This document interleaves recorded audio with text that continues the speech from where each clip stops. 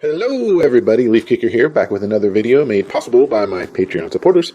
If you'd like to know more about what I do, be sure to check out the links in the description below. And if you would like to be entered into a chance to win your very own item made by me, be sure to check me out over on Patreon. Congratulations, Javier Baez, you're the latest Patreon winner. Let me know what I can make up for you. I'll send you a list over on Patreon. And stay tuned, we're going to talk more about this egg. Before we get to cracking on that egg, I thought we'd spend a little bit of time here and talk about where we are at with the Settlers board. This is the current board that I make right here. It's with MDF tiles and some resin cast inserts. We're still going to keep doing this board version, and we will upgrade that with all the other land tiles that we can. But I'd like to start offering a DIY board where you can paint it yourself, even cast it yourself. And this is where we are at with that so far. This is a painted version. This is one of the prototypes. We're getting close. We're not quite there yet. One of the dilemmas I'm having is I'm trying to use this platinum cure silicone, and it's bowing in the middle after about 20 or so casts, and it makes this piece warped. And I need this hex to be the same size throughout. The inserts are doing great, but this hex is causing me problems, and we're trying to come up with a couple different solutions. One of them is this other silicone. This is a 10 cure, but it has a tougher shore hardness. I think this is 30, and the 10 cure, or the platinum cure, was 25. And this is an example of that casting. It's got good clean edges, straight, so when you bump them up to others, it matches really well. And the inside hex right here, staying really true to what I need it to be. Those just click right in. So I want to be able to give you all pieces like this that you can paint up and make something awesome like this. Some of the upgrades that you'll notice, we've got a nice border. That's my old set. There's no border here. And the docks remove, so you can put your border on and then put the docks on randomly, however you like. And the pieces are twice as thick. So you can do this in just one hand. And being that this is made out of resin throughout, this is going to last a lot longer than these with the MDF bases. Your MDF bases are going to last you a long time as well, if you treat them well.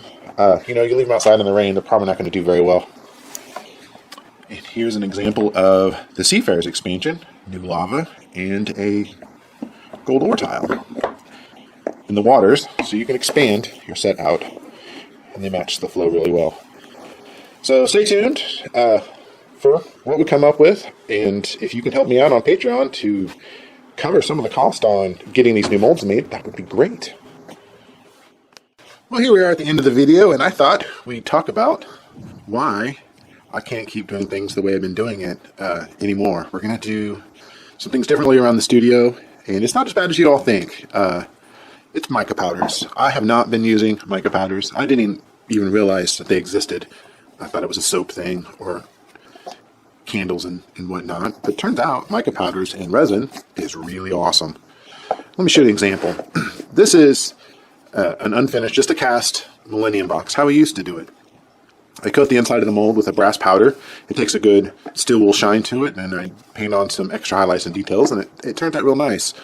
The dilemma is the inside color is not brass. It's kind of this yellowish. I tried to match the color with the brass, but it's not brass. So when you sand on it, or see this one has a chip, you can see right in through to what the color of the resin is. And whereas this is okay, this is better.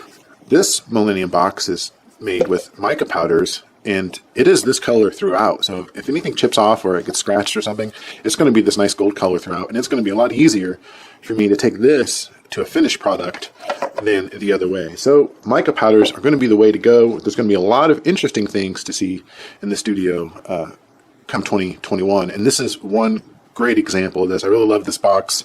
This was requested by one of my Patreon members, and it's almost complete. There's a few more things I need to finish on it, but look at that egg. Wow, he asked for a rainbow box. I'm like, I can't do that. I don't know how to do that. So we tried some different things, and then mica powders came up on my radar, and we tried it, and it just turned out really cool. Look at all those fun swirls in there. So we're going to try some more stuff like this and see what we can come up with. Here's an example of just a blue mica powder. This is for another Patreon member, and he wants an Urza deck box. He can put his Urza commander end, and this is going to be a great one. This is a Manivolt. Still needs to be painted. This is just the casting. This is what the casting looks like. It's going to be awesome when it's done.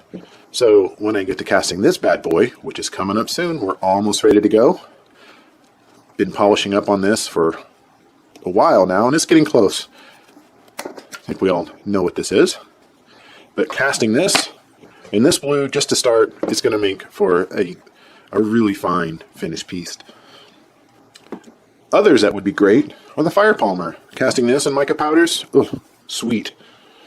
And this egg, which is still just the prototype, we are not ready to sell this model yet. This is the only one. For those of you who are not familiar, this is a deck box. Put your cards in there, and it's got another side for some dice. So I think this piece, cast in a Mica Powders like this, would look really cool. I am going to make a mold of this someday. We're not there yet. And then from the mold, we were going to do different designs on the outside to kind of give it a dragon egg or a dinosaur egg. We can do a lot of different variants once I have it base done. This was one of the eggs I came up with for Jared when I was making this one. I was trying to do some type of galaxy swirl. It did not work out, but the egg still was really cool. Also using Mica Powders. We'll be finishing this egg up and probably putting it up on auction. See if anybody would be interested in that. After I get the magic call box completed, we will be molding this guy. And he's not done yet, but we've made a lot of progress. We've added these bar magnets in. I've cut out some area right here so you can get your hand in there to get your deck out. And we've also flattened this out a bit, and I'm going to have to go through and carve in some details to give this more of a fleshy look. And we raised the area right here, so when I go to assembling it, this panel gets glued on, and it still opens and works nicely. So that is where he's at. After we get the Necronomicon done, we will be remolding this, and I've been working on this after the others. Work on each one a little bit every day. And we're thickened up this area down here, and this used to have a lip on it, and that made it trickier to shut. So now this has a much smoother action. Added a little lip to get your finger on.